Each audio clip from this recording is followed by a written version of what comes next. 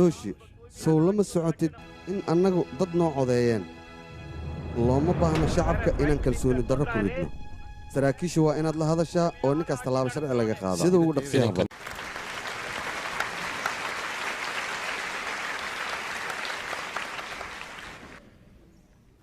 kulankeenan ee halkan aan iskugu nimid aan ka dhigno dad xaflad guur iskugu yimid oo kale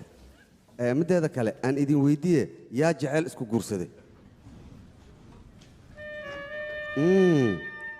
master mahadeen waxaan maqlay inaad jecel ku guursatay haddana waad ka aamustay oo gacmo taagin okay intayna labada qofood ayna isguursanin waxaa ka horaysa wada sheekaysi iyo kulan ay kulmaan marka haddii uu jiro qof noocaasoo kale soo maray gacanta wuu taagi karaa ha ka labalabaynin gacanta taag maxaad u shakinaysaa haddii aad shakisi aniga ayaa gacanta taagaya waan ogahay xaaskayga inayna halkan ku sugneen sidaas ay tahay cabsila'aan anaa gacanta taagaya waxaan rabaa hooyooyinka inaan ka hadlo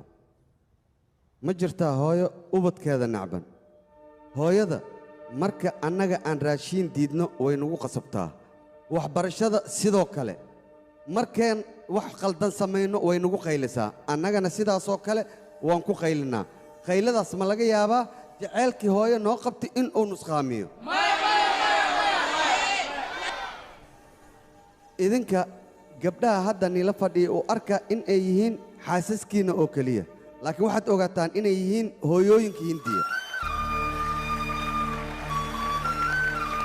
annagu aanan ahaanno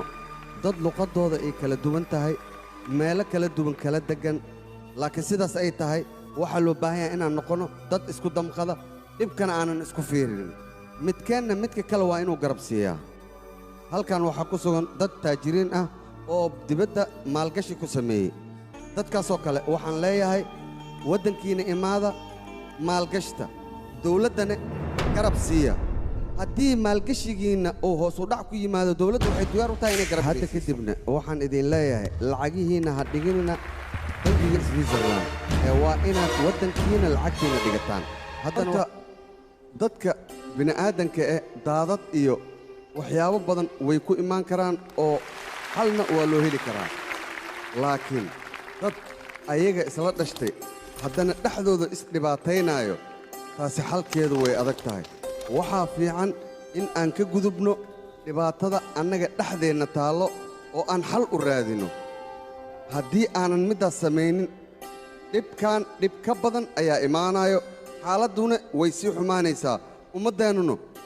baabba iyo dhibaato lay ku jiraayaan khaladaadkaas sidii aan ku sixi lahayn waa inaan falankeeda galnaa haddii kale soo maaha ummaddeenna way baabba'aysaa marka ummaddeenna intaysan baabbi'in carruurteenna waa inaan ka fikirnaa run ahaantii waddankeenna waxaa ku soo batay dad ajnabi ah dadkaasi waxay samaynayaan ciyaalkeenna yaryarkaa ayay maskaxda ka qabsadeen annagana waajibkeenna waxa uu yahay ciyaalkaasi yaryar maskaxdooda waxa lagu shubay in aan ka dhaqno kadibna aan wax wanaagsan ugu beddelno ciyaalkeennana waxaan rabaa in ay noqdaan dad waddankooda wax u qabsan karo